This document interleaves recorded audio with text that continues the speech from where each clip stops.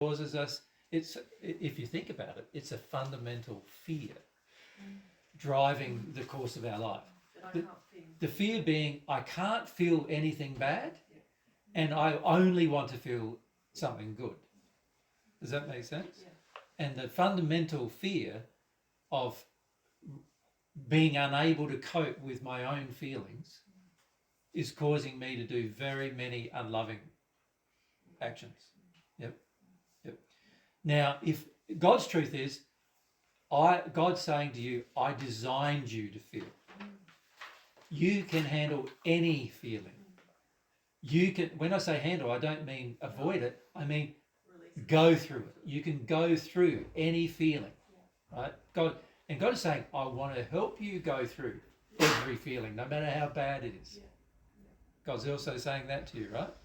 I want to help you go through every feeling, and I designed you to go through every feeling. That's what God's saying to us, and that's a fundamental truth from God, and we're saying, no, that's not true. It's not true. I can't handle everything. I've got these other problems. How can you even expect me to handle everything? Is what we basically believe. And then God's also saying, I want to provide pleasure to you, but it has to be in harmony with morals to be pleasurable. And we're going, no, it doesn't. No, it doesn't. We can get pleasure any way we want. Not, it has to be in harmony with morals. But if it's not in harmony with morals, there's a lot of pain associated with the pleasure.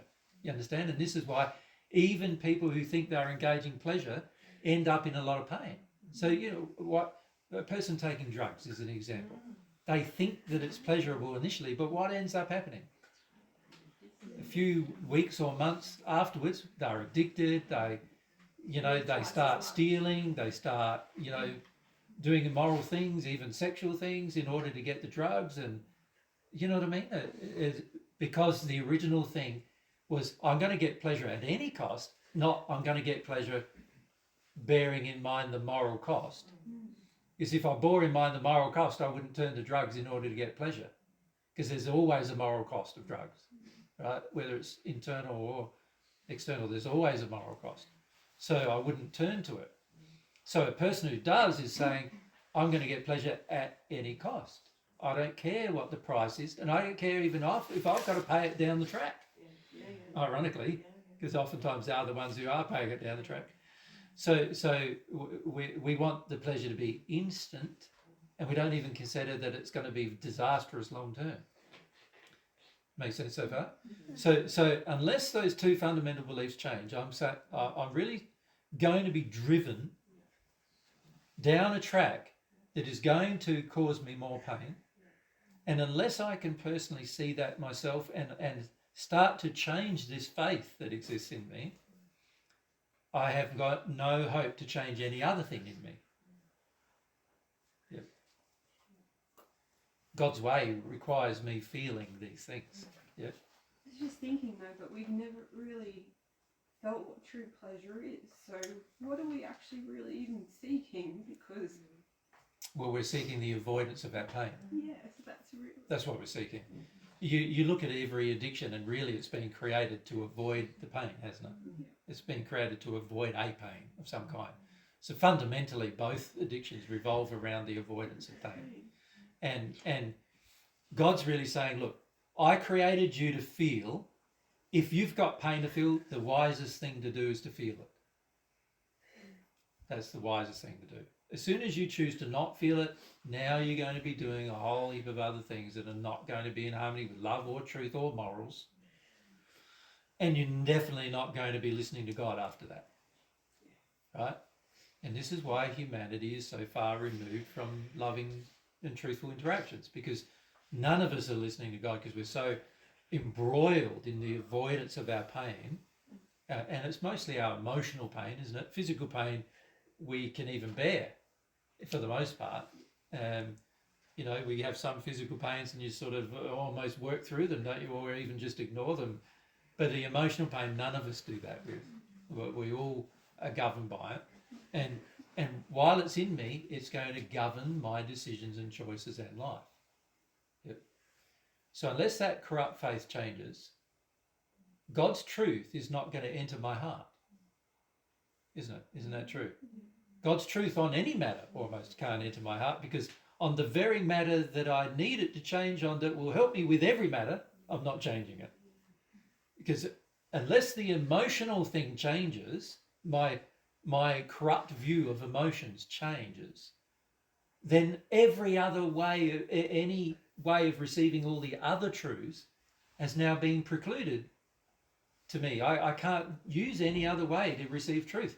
The truth has to enter me emotionally in order for me to change and be happy. And I'm stopping the very way the truth can enter me by saying, I don't care about, I'm going to leave the pain in me. I'm going to, and so now I've got a state that is self-managed. It's no one else's fault. And it doesn't matter how much damage I've received in my childhood, and it doesn't matter who damaged me, and it doesn't matter how bad it was. While I have that decision, I am stopping myself from ever growing. And I'm making the choice to stop myself. Right? No person who has ever harmed you in the past can dictate that choice for you. You're the one making that choice. Do you understand? So while it's bad that those people did those things that caused you to feel bad, at the end of the day, that's not as bad as the choice you're making to retain this corrupt faith. Because it's this corrupt faith that stops you from releasing all the bad. So the worst decision you can make, which is the decision most people on earth make, is to avoid the corruption of the faith regarding pleasure and pain. Yeah. Make sense? Yeah. Okay. Alan. Oh, thank you. Can I hear you say, sometime just recently, that you could look at the potential of what would happen if you didn't? Did you? You can, yes. So there are lots of ways that you can be more honest with yourself about the corruption, isn't there? And one way is to see, measure what happened in my life so far. So for most of us, we've been dedicated to avoiding our pain, and up till now. So if I look at the results of that, has it worked out well? Are you in pain? So you haven't avoided it very much. You can start looking at this more honestly, but this requires some self-analysis and some pondering and some meditation about the matter, doesn't it? It requires you to feel about it and think about it to analyse that. So that's one thing we can do. We can look at the past and we can go, has it brought me pleasure, really, this whole concept? So that's number one. The second thing we can do is we can look at the future and say, well, if I keep doing what I'm currently doing, probably what am I going to get? Is it going to be as good as I think? If I keep doing what I've done in the past, in the future, is it going to result in a different outcome than what I've currently got in my present? Now, you can ponder about that too, can't you? And then you can also go, let's say I changed it. What would my future look like potentially then? Couldn't you? You could also do that, couldn't you? So these are all things you can do to assist you to develop some faith to deal with the problem. But at the end of the day, if you don't have some faith to deal with the problem, you're not going to deal with the problem. Yep. Paul? Like during the last week, I sort of realised that I've got problems with different areas of my life. Yep. And I sort of went intellectually and a bit emotionally, like, what's God's truth on this? Yep. And I felt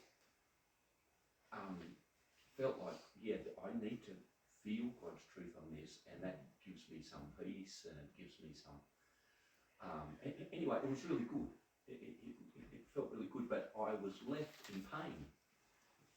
Left in pain with each thing, and especially with the women thing, because I think of a false belief that's stopping me going to the next step. Well, no, you're left in pain because you didn't release it. Yeah. To release it, you've got to go through an emotion.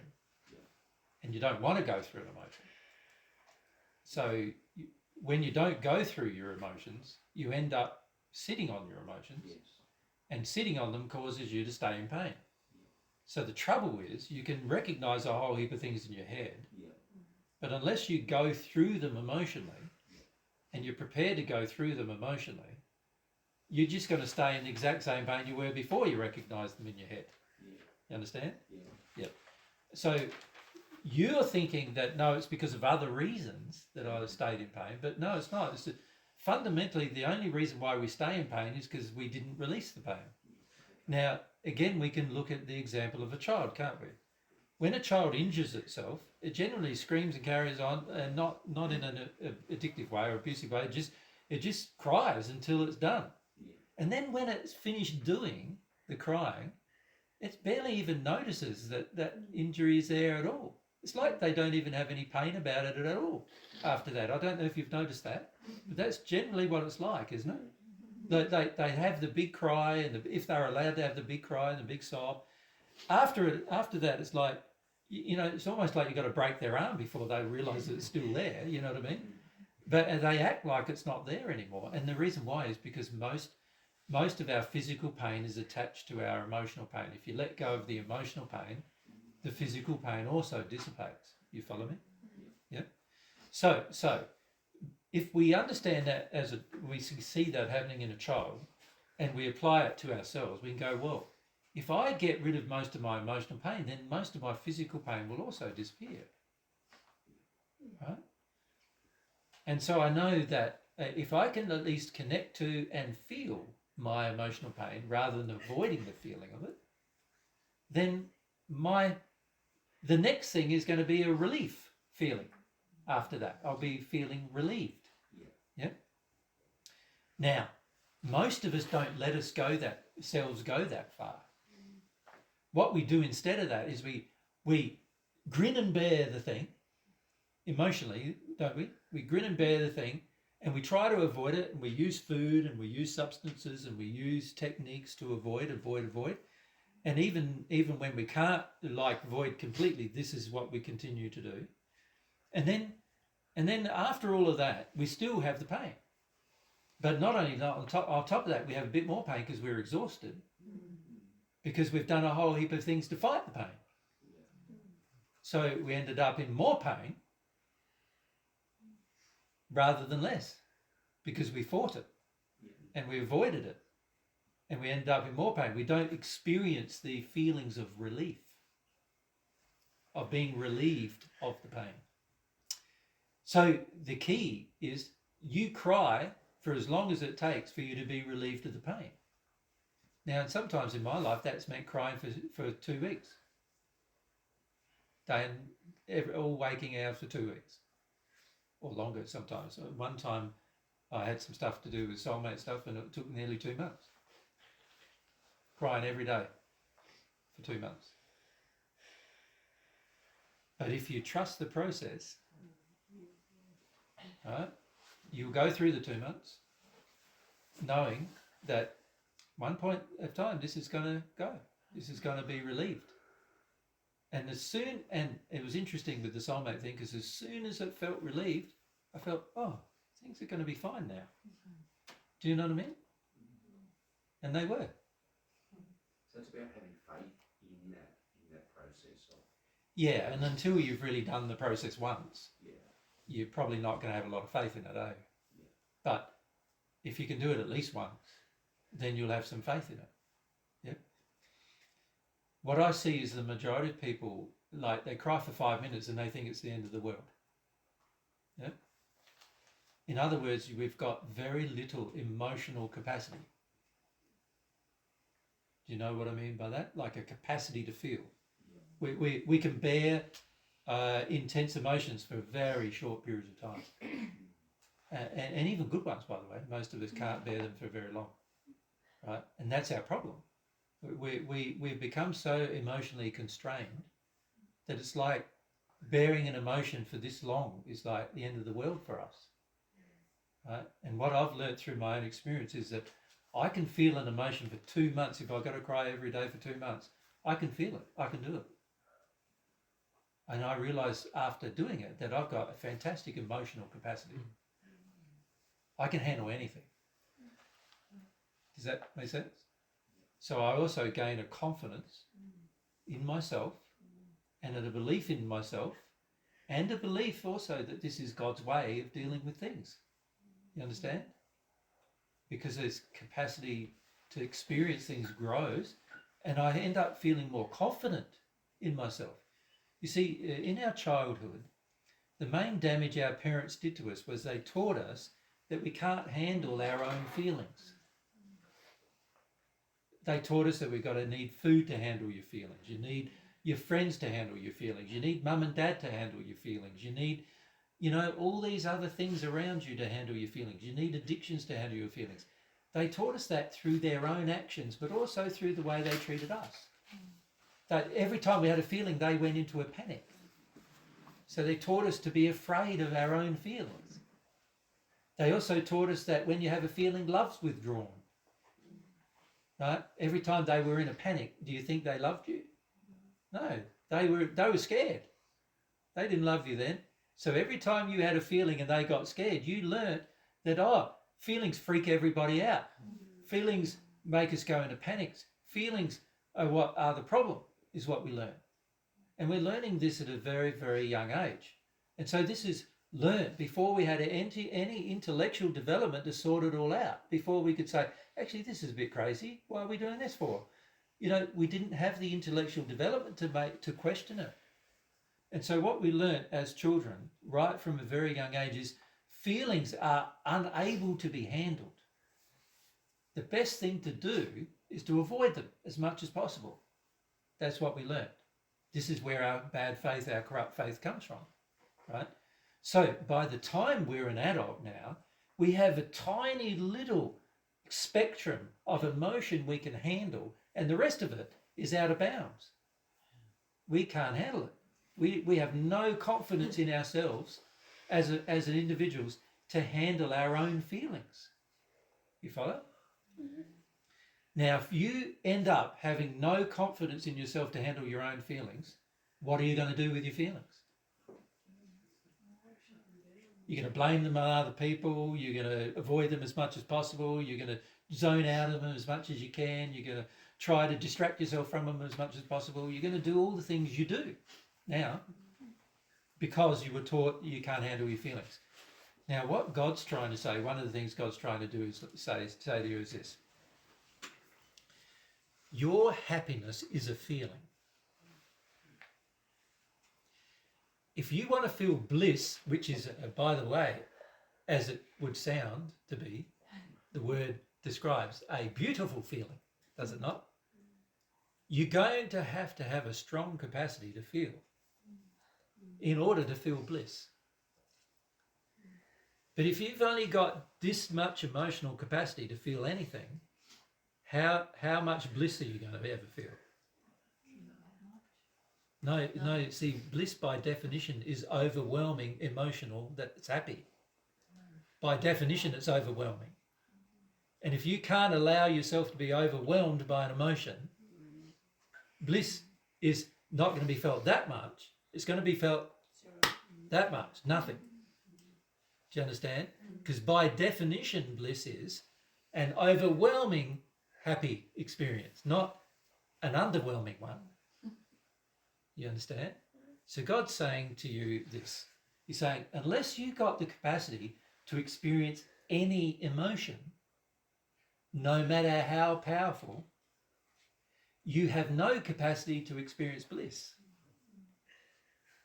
Zero capacity to experience bliss. And so God wants you to experience bliss. So the only way forward is by you gaining a capacity to feel any emotion. Makes sense, doesn't it? And if you're unwilling to feel any emotion, then bliss is also impossible for you to ever feel. So you can see why God's saying to us, I need to emotionally stretch you to the point where you can allow yourself to be overwhelmed with emotion, where you no longer desire control of it, and you're allowed to experience it in an uncontrolled manner. You follow? But if you think about the injuries of our childhood, the injuries of our childhood is I, the parent, saying to you, I want you to be controlled in everything, including the experience of all of your emotions. Right? That's the damage of your childhood, really. And so what we've got to do is make the choice now as individuals. We're grown adults now. We can make a different choice. We've got to say, right, having a limit to my emotion means that I will never experience bliss. I won't even ever know what it is. Right? And unless I can stretch my emotional capacity to feel, so that I can feel deeper and more openly every emotion until the point where it's completely uncontrolled, then really I can never really be happy unless I do that. And once you start recognizing these fundamental truths about emotion and how it affects you, your faith will start to change about doing it God's way.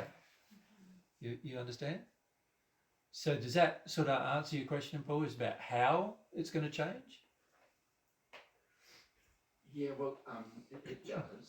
I think that for me to get into emotion, you know, like sometimes it happens and often it doesn't, and I stay in pain. Yep. And But when you say often it doesn't, I've had many conversations with Mary about this, where you're treating it as if the emotion has control of you. The denial of emotion has control of you. You're treating it as if there's some... it's not my choice. That's right. You're treating it as if there's some indeterminate thing that causes me to not feel things under certain circumstances. And I'm saying to you, that's a complete untruth. Your ability to feel everything is dependent upon your choice. Yeah, see, I sort of think sometimes I'm soft to it, and the way it goes, it's mostly I'm not. Well, then why are you telling yourself you're soft? If the emotion is not being felt, you're not soft.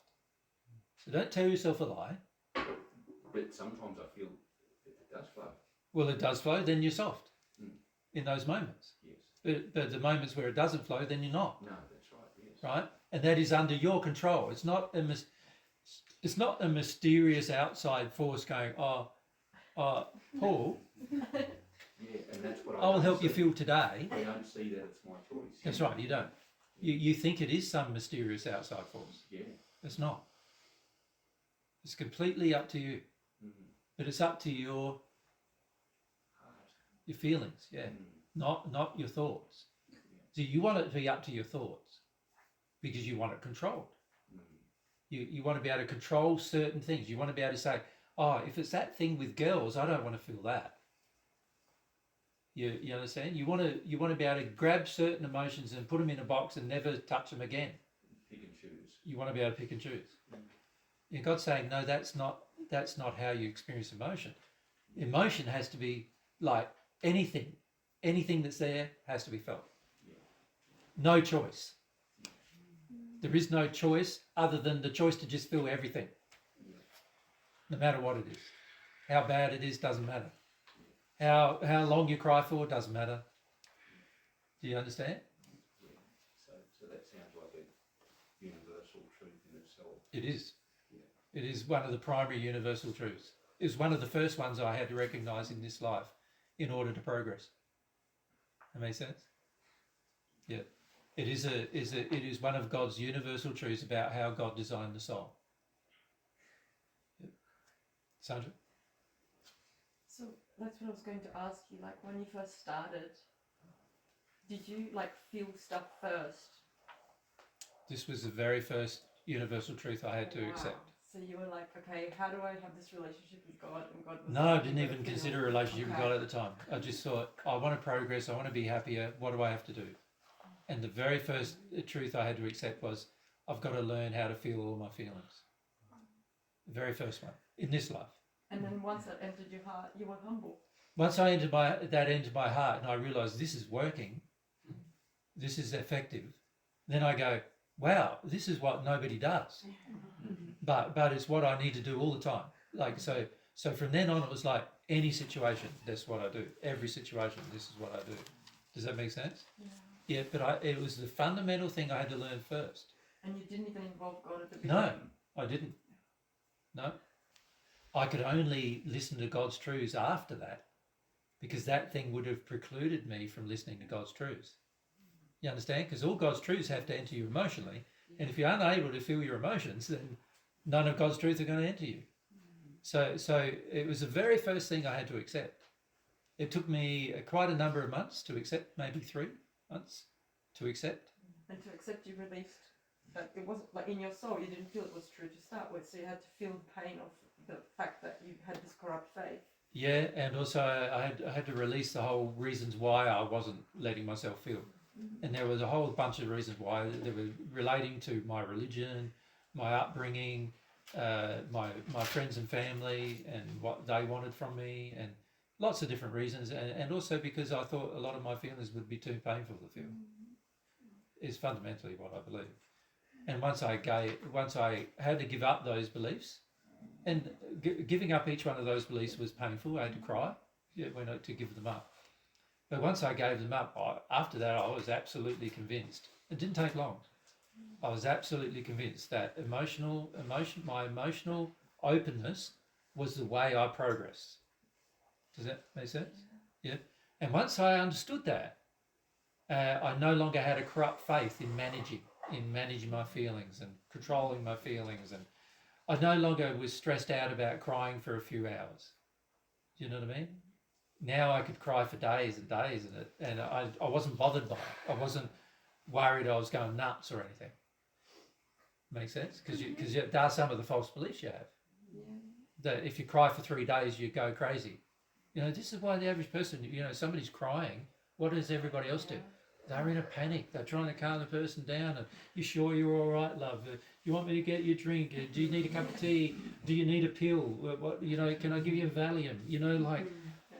The average person is so panicked about feeling anything of any duration that if you cry, like what I realised was I had to remove myself from my family, because if I stayed with any of my family at all, including my son Tristan, I had to remove myself from, because he was projecting at me all the time that he couldn't handle it. And so in the end I had to say, you live next door, you're not living in my house anymore, because you're stopping me from feeling, you're trying to stop me from feeling because you can't handle it. No, I'm okay, I can handle it. Does that make sense? And everyone around you gets in a panic, and they all worry that you're going crazy, and they all want to report, like in my case, they wanted to report me to a psychologist about, how unstable I was and whatever else.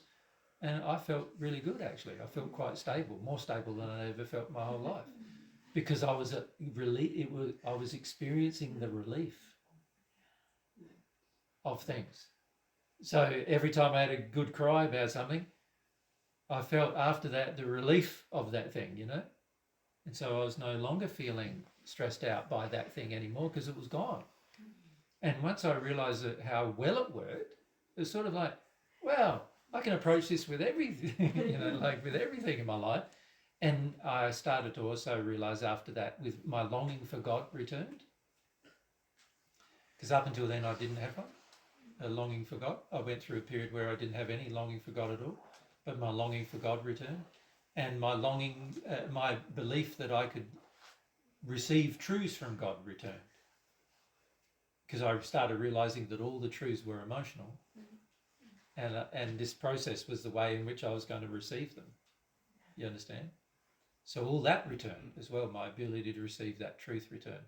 So a lot of you believe, meeting me now, you sort of believe that, I know a lot of things that all just come to my mind from some source, and you don't really understand why. But 30 years ago, I was completely blocked to absolutely everything.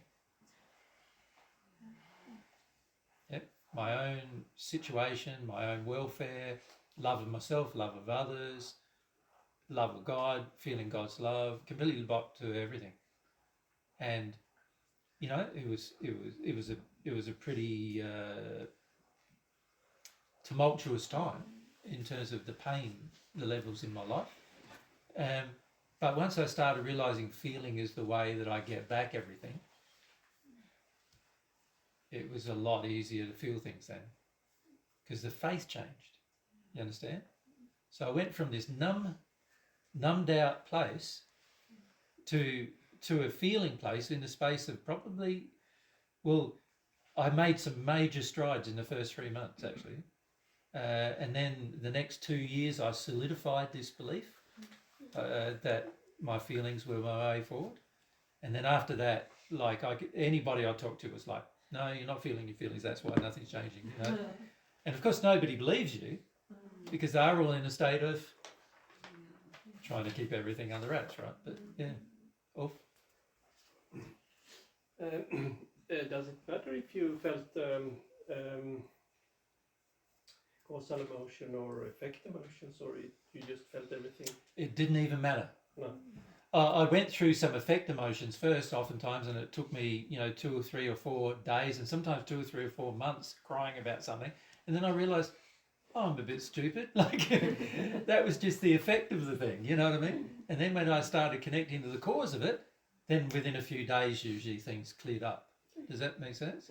But it didn't matter either way, because I realised after a while that if something wasn't changing, then it meant it was an effect thing. And I just had to be more honest. I just had to be more truthful. And the more I was willing to be truthful, the more of God's truth you can accept. And therefore you work out really rapidly, oh, that's where it wasn't truthful. You know? I found myself crying after a relationship breakup. This was before I knew who I was. After a relationship breakup, I found myself crying for quite a few weeks about it. And then at the end I thought, she doesn't have to love me. And then once I cried about the fact that nobody has to love me, I was no longer upset about nobody loving me. Up until then, I was crying about this person not loving me, and that person not loving me, or one person I was focused on not loving me. But after I went through enough of that emotion to work out actually they didn't need to love me, and then I cried about the fact, that was pretty gut-wrenching to cry that actually nobody had to love me. Not a single person on this planet has to love me. Once I worked through that and realised that I might be completely alone and nobody might love me the rest of my life, and I cried that out, that was the cause. And once I cried that out, it was like, it's all right if nobody loves me. But that was also when I first started realising that actually God probably did love me as well. I started realising that actually there were people that are unseen, and God probably did love me. Before then I didn't think God loved me. Yeah. Make sense? Yeah. Yep. But every change I have made has been because of an emotional release. I haven't made a single one through my intellect. And that still applies to this very day. Yep. Every change has only been through an emotional release. That's how I can say to you with definitive truth, God's truth can only come to you emotionally.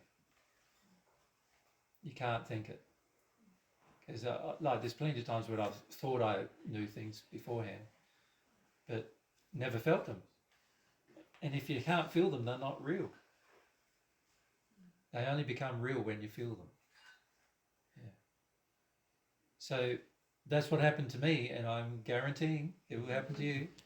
And now that I've had plenty of experience with spirits and others that I've helped, and also remembering my prior life and remembering our spirit life, because none of my memories were even possible without it. I couldn't even remember who I was without this. I couldn't even have the emotions associated with being Jesus without first having the emotions associated with being emotional, right? And so none of the memories of anything else reappeared to me until I went through this. My decisions that I made in my life couldn't change until I went through this. But after I started going through this, a lot of things started happening sort of like naturally.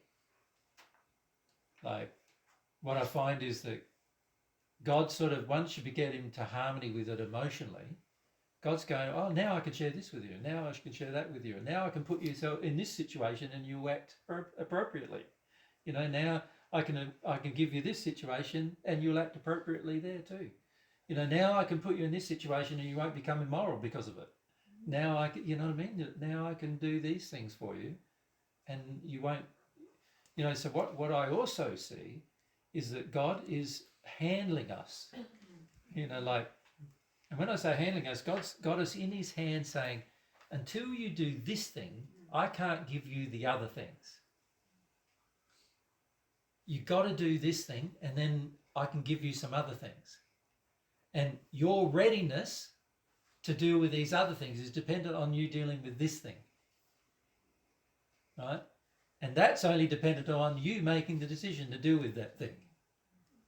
And it has to be emotional every time. There is nothing, no changes you can make that will not be emotional. And that applies even to the absorption of truth after you become at one with God and when you've got no other bad emotions to feel. Even the new truths will be emotional. You know, you'll have tears, but they'll be tears of joy as you accept them. You understand? After you become at one with God, there's still a lot of crying that goes on after you become at one with God, but because of tears of joy about accepting a new truth. You know, you're blown away, you know, you're so blown away by the new truth that it just affects you emotionally. Do you know what I mean? And that's what happens.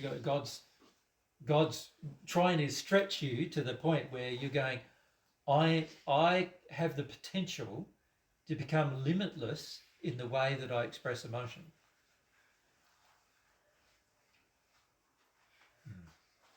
God's limitless, and God's trying to make us become more like him. So as we progress, we'll approach how God deals with everything. God's emotions are infinitely powerful. That's why every single one of us can be infused with God's love, and still God's got love left over. You know, because God's emotions are infinitely powerful. And the way I become more like God is by my emotions becoming as infinitely, you know, more approaching the infinite powerful emotions of God. Make sense? Yep. You can see from a logical point of view, it makes sense, right? Yep. But you're not going to feel it until you change emotionally. Yep. So a lot of the words I speak are trying to convince your intellect enough to convince your emotions that, because you're the one who's got to convince your own emotions, right? I can't do that for you. To allow them. To allow them to just be in the flow, you know. You are going to have to convince yourself of that. I'm saying to you categorically that it's a part of God's way. Yep. And I've explained to you the physical and scientific reasons as to why it's a part of God's way. But at some point, you're only going to be convinced by doing it. Yep. Yep. And aside from myself here, none of you are yet completely free with your emotions, but there are some that are starting to be. You know, and you can recognize them easy enough, can't you? It's like Elle has started to be, you know that Phoebe has started to be, and you know some of you have started to be because you can connect to your emotions a bit more freely now. But we want to get to the stage where it's completely free, that you can do it, completely without restriction. If you want to cry now, or you cry now. Like if you want to laugh now, you laugh now. And you don't second guess or question any of them. You just have them. You understand? You just be what it is right now that you feel that you need to be. And you've got to be honest. You know, the 5 tools are still essential. You've got to be honest. Because if you're going for 3 months and you've let go of emotion for 3 months and there's still no change, then you haven't let go of emotion. You've been living in some alter place of like demand or addiction not being met, you know, having a tantrum, you really, is what's been happening. If there's no change, then, and there's no change, effortless change, and when I say effortless, what I mean is after you experience the emotion, if it's not easier to do the right thing,